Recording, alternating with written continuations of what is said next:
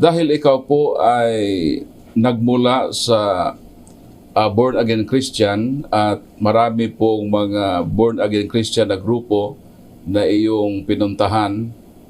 So ano ba ang inyong mga gawain sa inyong paniniwala at ano ba ang mga ministry niyo doon sa grupong ito? Yes, Sir Paul, no? Talaga naman simulat sa Paul, namulat na talaga ako na nagiging isang born again, evangelical born again, no? Kasi yung pamilya ko, my generational family is a born again, no? Yung talagang generasyon namin ay luklok sa born again. At kahit nga ako is I am an inborn evangelical born again. At kung mapapansin natin, Brother Paul, nagsimula ako sa pagiging nag-aktibo na sa simbahan ng pagiging born again at the age of 12. Pero yung pamilya namin, Sir Paul, na nagsimula kami sa pagiging hopping Christian. Yan po yung term ng aming iglesia sa aming pananampalataya, yung hopping Christian, yung galing ka sa isang simbahan na born again, tapos palipat ka na naman ng ibang organisasyon na born again. Yan yun.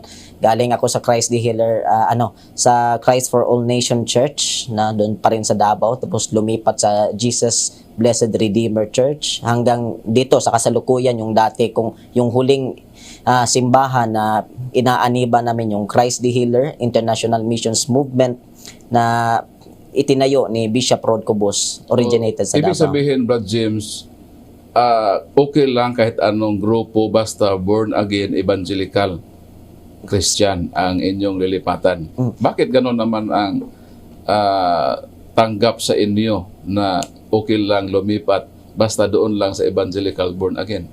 Sa amin, Sir Paul, kung sa aming pamilya, okay lang. Pero sa ibang pastor po, hindi po okay. Kasi alam nila na kung lilipat kami sa ibang simbahan, lilipat din yung tithes. Imbes yung tithes na namin para sa simbahan na yung kasalukuyang inianiba namin, malilipat sa ibang simbahan. Yun nga ang dinadawag na minsan nga yung mga pastor sa pastor mag-aaway-away dahil yung membro, kinukuha nila yung membro nila doon sa kabila, tapos yung kabila naman kinukuha yung membro nila sa ganun. Pero para sa amin, yung main doctrine namin, okay lang lumipat basta evangelical born again, wag lang ang simbahang Katoliko. Kasi para sa amin, yung simbahang Katoliko talaga purely pagano.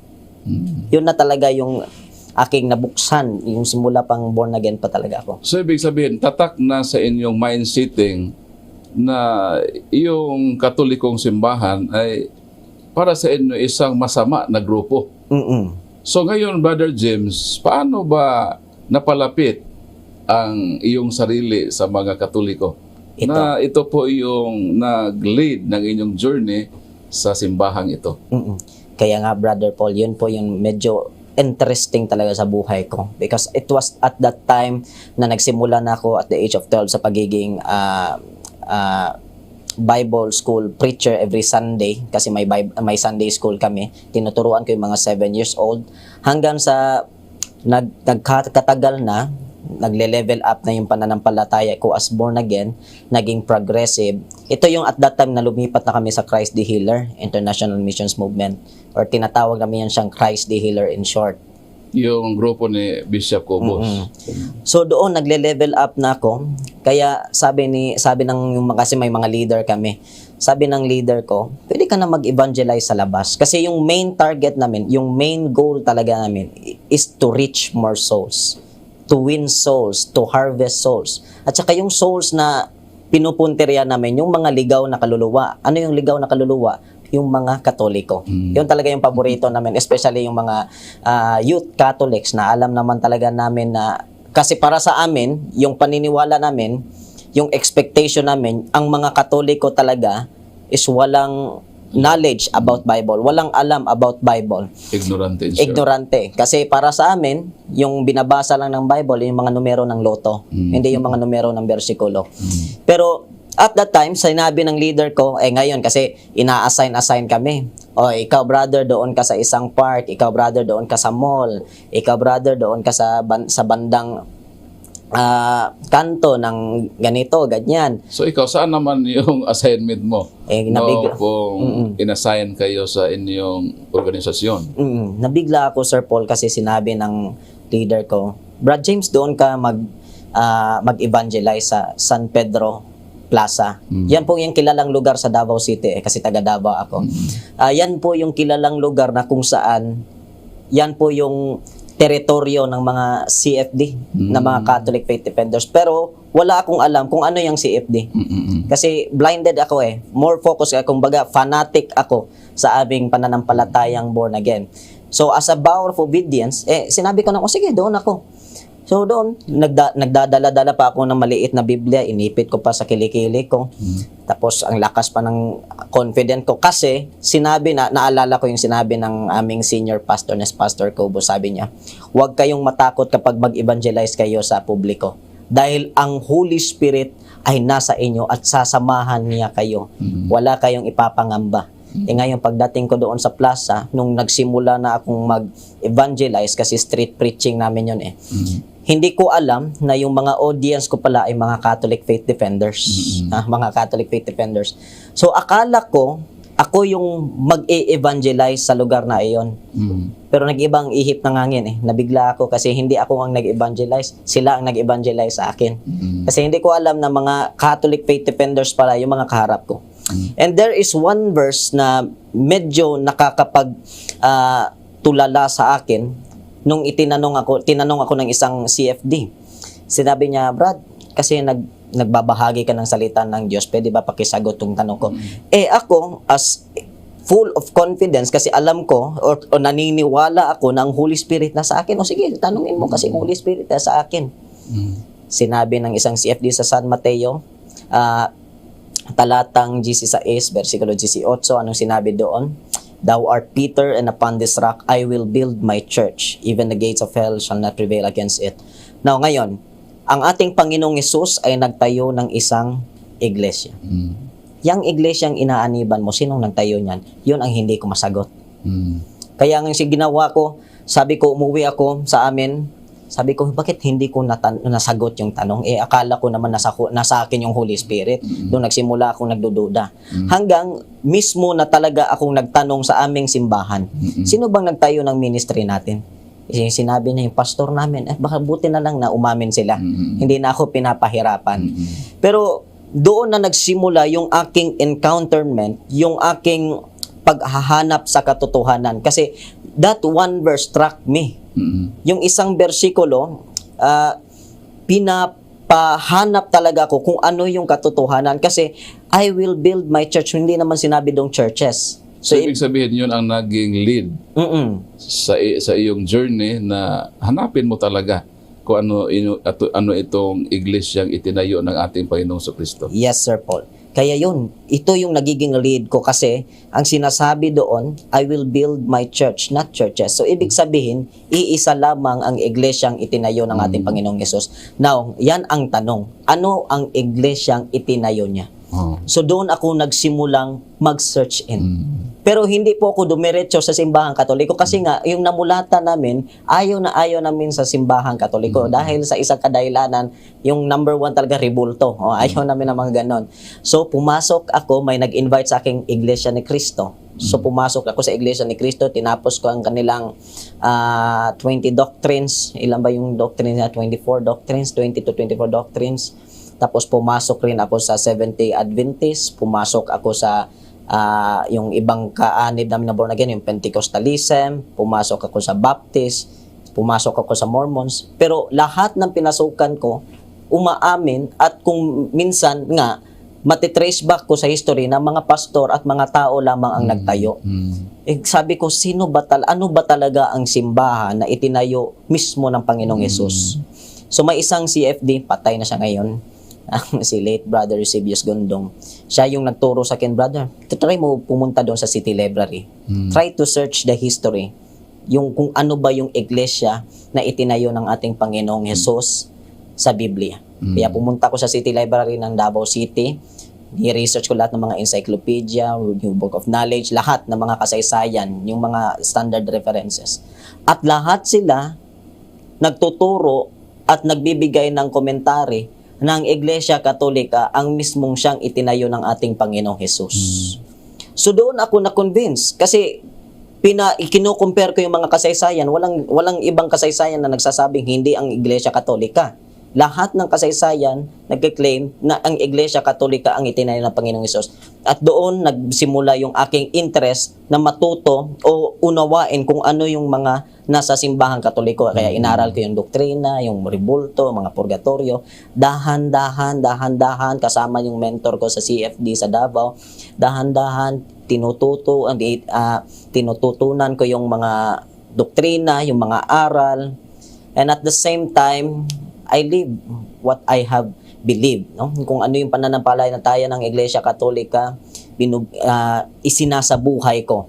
Kaya yun at that time, Brother Paul, 6 to 7 months of reflecting, no? Yung meditating, nagmumuni-muni ako kasi I am really it is really hard for me na decision na magiging Katoliko kasi mulat ako sa pagiging born again eh. Kaya February 18, 2015, nagpagdesisyonan ko na magiging Katoliko. At isa po kayo yung sa mga instrumento na ginamit ng Panginoong Praise the Hesus. Lord. Yes, na kasi yung naalala mo pa yung bumisita kayo ng Davao. Isa ako sa mga nakinig sa iyong testimony. Sabi ko nga kung pastor nga ito bumilipat. Ano pa kaya ako na ordinaryong membro lamang si Pastor Noedora. So doon napagdesisyonan ko na magiging Katoliko. But that is not an easy task kasi para sa akin, napagdesisyonan kong maging Katoliko pero hindi yung pamilya ko. Ang mahirap po talaga, Brother Paul, is yung pamilya mong bumababag sa iyong mga decision. Especially, I am 14 years old at that time when I got to decision to be converted into Catholicism, to go in the Catholic Church.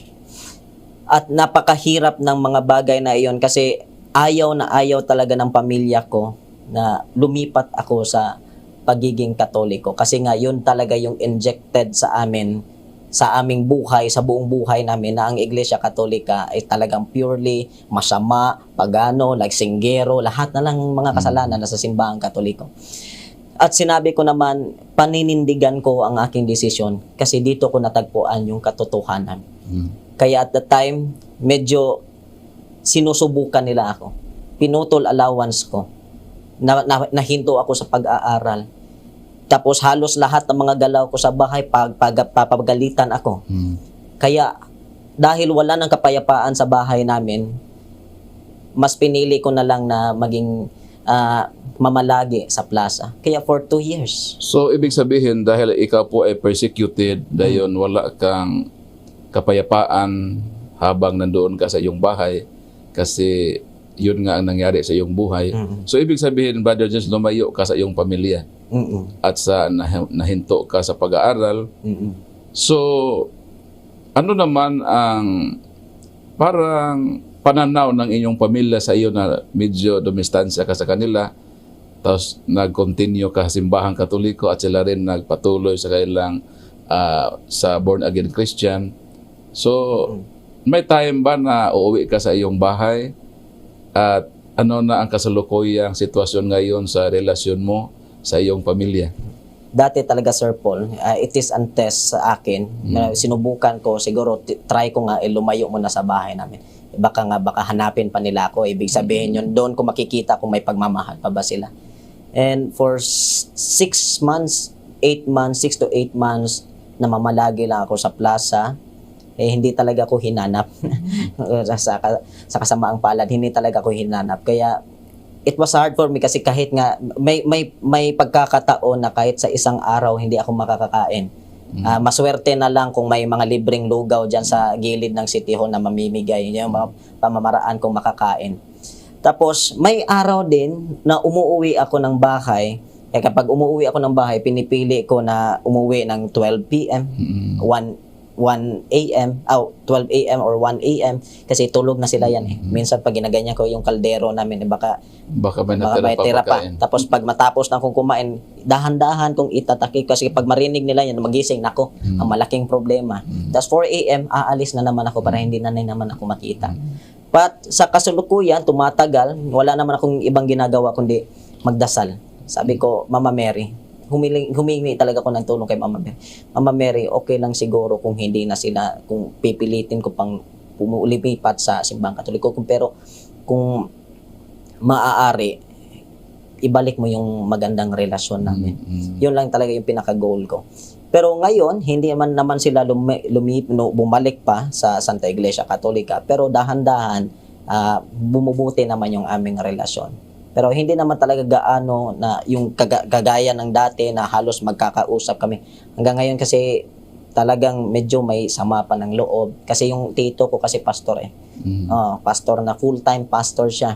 Naka-assign ngayon doon dito sa Visayas. So meaning parang malaking kahiyan sa kanya na ikaw yung pamangkin niya ay lumipat sa simbahang Katoliko. So babalikan ko muna yung doong panahon na nag-struggle ka doon sa iyong pag-research dahil nasumpungan mo ng simbahang Katoliko. Ito talaga ang tatag ng ating Panginoong Kristo at yung mga iglesia na pinupuntahan mo ay nasumpungan mong may responsable na tao na siyang nagtatag nito. So, pinili mo sa iyong buhay na talikuran yung dati mong pananiwala at ang pag-ibig mo na sundin ang kalooban ng Diyos na maging kabahagi ng kanyang simbahan. Isa iyong masasabi natin na mabigat na desisyon sapagkat yun nga ang kapalit, yung pamilya mo ay ikaw na lang nag-decide na lumayo sa kanila para walang gulo. At ngayon, nakikita namin na talagang totoo nga na ikaw po ay lipat ng mga lugar at ngayon ay nasa Bohol ka. At sa aking nakita sa iyong conversion, Brad James, ay talagang matatag at matibay ang iyong desisyon na kahit ano man ang mangyari, dahil nasumpungan mo ang katotohanan, ay dito ka po manatili. So, praise the Lord. Maraming salamat sa iyong magandang experience na iyong nabahagi sa amin. So, sa loob po ng 7 years sa iyong buhay sa simbahang Katoliko, ano naman ang iyong mga gawain? Ano ang iyong journey? Pwede bang i-share niyo sa amin kung ano ang nangyari pagkatapos nung ikaw po ay nakapagdesisyon na magkatoliko? So ano ang nangyari sa iyong buhay hanggang sa ating panahon ngayon na ikaw po ay nakasalang bilang isa sa espesyal na panauhin namin sa programang ito? Yes, Sir Paul. No? Nagsimula ako sa CFT way back 2015. Naging Plaza apologies ako. Palagi ako sa Plaza nagbibigay ng mga market preaching. Hindi nung tinatawag na market, Plaza preaching sa amin kasi palagi kami nasa Plaza. Tapos nagbibigay ako ngayon ng mga lectures about sa ating Catholic doctrine, seminars na nasa Luzon, Visayas, Mindanao, pinupuntahan natin yan. At the same time, doon ako ngayon kay Father Darwin Gitdiano, isa sa mga staff niya sa kanyang Office of Healing and Exorcism. At nagbibigay ng testimony sa kahit saang lugar sa aking conversion testimony kung paano ako nagiging born again to Catholic. At ito yung masasabi ko na ano ba yung mga nangyari sa akin when I was converted to Catholicism. Mas naging more cherish ko pa yung buhay ko na magiging isang banal. At the same time, hindi naman talaga natin ma-achieve ang pagiging banal, pero we are striving to be holy. No, yung Christ-like, yung Christ characteristic na kung saan mas nagiging inner yung relasyon ko sa ating Panginoon. Kasi number 1 po yung paniniwala natin sa Eucharistia. Doon ako mas naging in love sa Panginoon na dahil alam ko na yung iglesyang inaaniban ko ngayon ng Iglesia Katolika, nandito yung buhay na banal na katawan at dugo ng ating Panginoon Jesus. Kaya medyo mas lumalalim yung aking relasyon. And at the same time ngayon, palagi yung prayer life natin, kaya nga sinasabi na grow with a humble heart. Mag-grow ka sa iyong pananampalataya kasama ang pagiging humble. At ito naman, Sir Paul, sa kasulukuyan ngayon, ito bibigay ng mga aral sa ating mga Catholic youths, motivational, nagbibigay na ng mga talk sa ating mga kapananampalatayang Katoliko at mga hindi Katoliko. Kaya nga sinasabi, from born again preacher to Catholic preacher na ngayon. Praise the Lord. Praise the Lord. So, kumusta man yung pag-aaral mo dahil nung ikaw po ay nakapag-decide na magkatoliko, kinat off yung allowance mo. So, hindi ka na makapagpatuloy sa pag-aaral. So, parang gala ng gala ka lang doon sa plaza.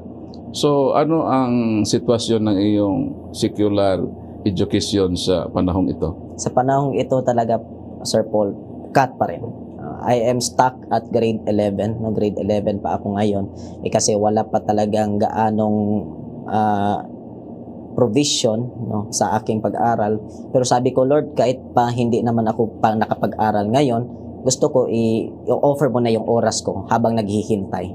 Gusto ko muna i-offer yung panahon ko sa ministry, na kung saan makapagbahagi ng iyong salita, at saka ito dito na mangyayari ang to win more souls, to win win more souls of the Catholic people, na mamulat sa katotohanan, mas maintindihan ng ating pananampalataya kasama ng mga apologists like Brother Paul.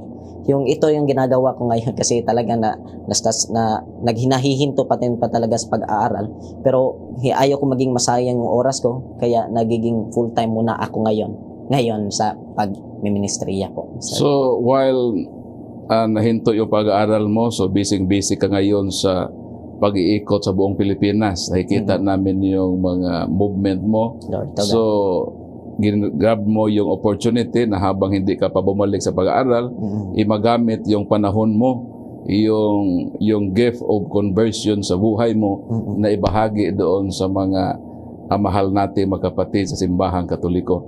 So, para mas malawak pa ang iyong mga ministry, so maaring ibigay mo yung cellphone number mo sa ating programa para makita ng ating mga televiewers, at sila po ay direktang magkukontak sa iyo in case meron pong mga invitations na ibig kanilang imbitahan. Yes. Para ma-share mo yung buhay mo sa kanila. Yes, Sir Paul. So sa ating mga televiewers, kung maaari nga kayo makapag-invite sa akin na makapagbigay ng inspirational talk o mga talk sa inyong mga lugar, please contact 0999-749-3548. I repeat, 0999-749-3548. Brother James Consensino po. Okay, so napakaganda ang experience ni Brother James, no, na kahit siya po ay teenager, may matibay na po siya na paninindigan, at siya po ay huwaran sa mga katulad ng sa kaniyang kalagayan ngayon na teenager, na para rin sa mga kabataan, na tayo po ay makapagkamit sana ng matibay na desisyon sa kanyang buhay na naranasan niya, at hindi lamang doon sa makabataan, pati na din sa mga matanda na wala pang gaanong prinsipyo kung ano ba talaga ang dapat sa kanilang buhay. So ang buhay ni Brother James ay isang batayan natin na kahit bata ay magkaroon po ng tamang desisyon na piliin ang Panginoong Diyos, piliin ang tunay na simbahan sa mga simbahan na existido ngayon, more than 40,000 man-made cults on the face of the earth, but Christ founded only one. At ang iglesyang ito ay ang Santa Iglesia Katolika. So maraming salamat, Brother James, no, sa pagkataon na iyong ibinigay sa amin na maibahagi ang iyong buhay.